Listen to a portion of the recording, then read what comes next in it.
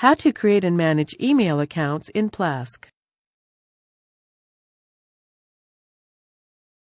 Start by going to the Mail tab. Email accounts are associated with a domain, which is then associated with a subscription on your Plesk account. Click Create Email Address. Type the first part of the email address. If you have several domain names on your account, select the domain name under which the email address will be created.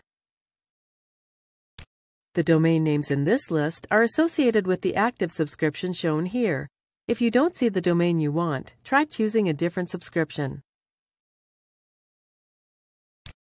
Specify the mailbox size if you want it to be different than the default size as defined by the service provider.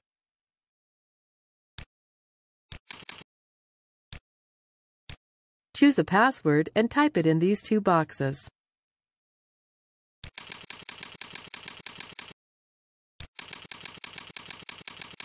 Click OK. Once you have created an email address, you can edit it by clicking on it. This page shows the same settings we saw when first creating the account.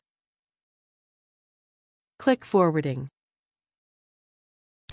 For each email account, you can set up an email forwarding service that will send copies of all incoming messages to the specified email addresses. Email aliases are alternative email addresses that are associated with a primary email address. All mail sent to email aliases will be received by the primary email address.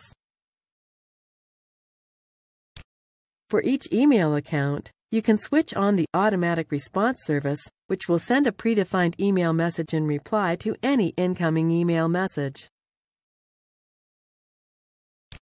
The spam filter detects spam messages sent to the email address and, depending on the chosen settings, deletes them, moves them to the spam folder, or marks the messages as spam.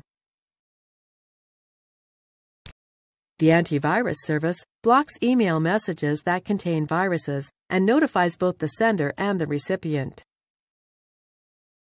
These tabs will be covered in more detail in the following tutorials.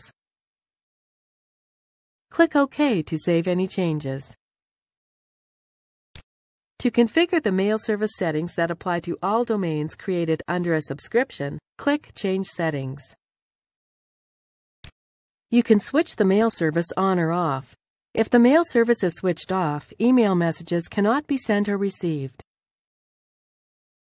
When somebody sends a message to an email address that does not exist under your domain, the mail server, by default, accepts mail and processes it, and when it finds out there is no recipient under the domain, it returns the mail back to the sender with an error message. You can choose to bounce the message back to the sender with a message you specify, forward the email to another address, or reject the message without notifying the sender. We'll leave it as Reject and click OK. That's it! Now you know how to create and manage email addresses and change the mail settings for each subscription on your account.